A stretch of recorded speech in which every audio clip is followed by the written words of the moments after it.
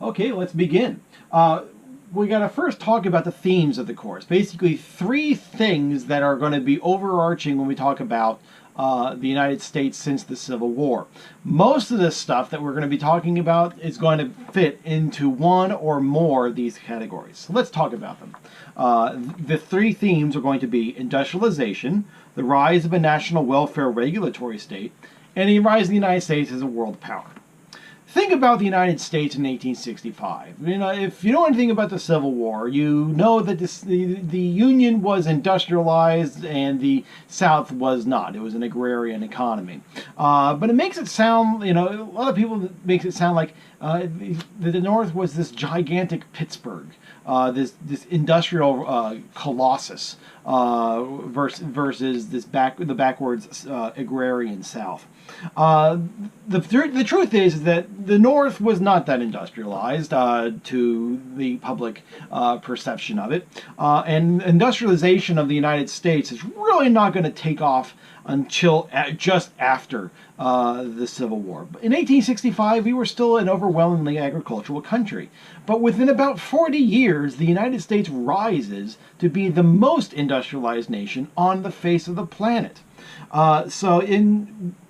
Industrialization changed the United States fundamentally and permanently. It's the basis of everything that we have. Yet we are paid, and we are still paying, a price for that change. Today we're in a post-industrial economy. We call it a service economy. But if you want to talk about the modern American economy, talk with your economics professor. We're also going to see the rise of a national welfare regulatory state. What do I mean by that? Basically, it's the change in the role of the national government in American lives. In 1865, the Americans really didn't give two bits about the federal government, even though they just fought a gigantic civil war about it. The federal government was really not in your lives that much, today it's the opposite. The federal government's the most important level of government that we have.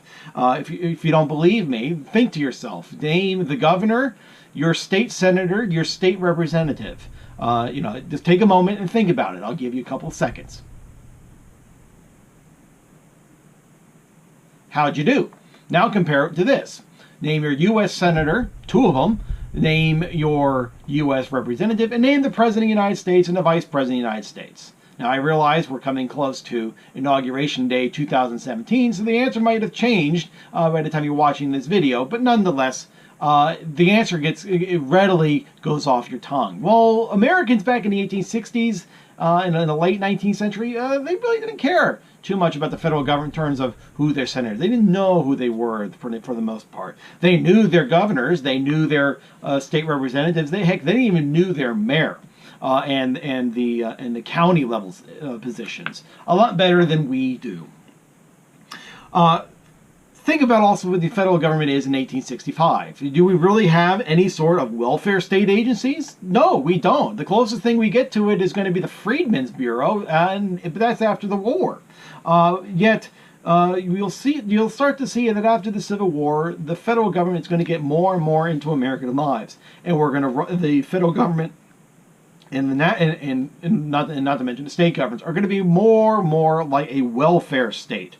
And so this is the time period where it starts, and as we know, it continues. Finally, a world power. In 1865, how many countries were we occupying? Well, if you said the Confederacy, you're wrong, because the Confederacy was never a true nation. The United States did not view it as a nation. Therefore, you can't say we occupied a nation. But look at where we are today. We're in Korea, we're in Japan, we're in Germany, we're in Iraq, we're in Afghanistan. We're everywhere. And we've become the world power, and then we are also the world's police force. So you need a basis to evaluate that change, because I guarantee you it's going to be important to know for your future. So these are the three themes that we will be talking about in the course of this semester. And most of the stuff that we're going to talk about fits in nicely with one or maybe all or two of these themes.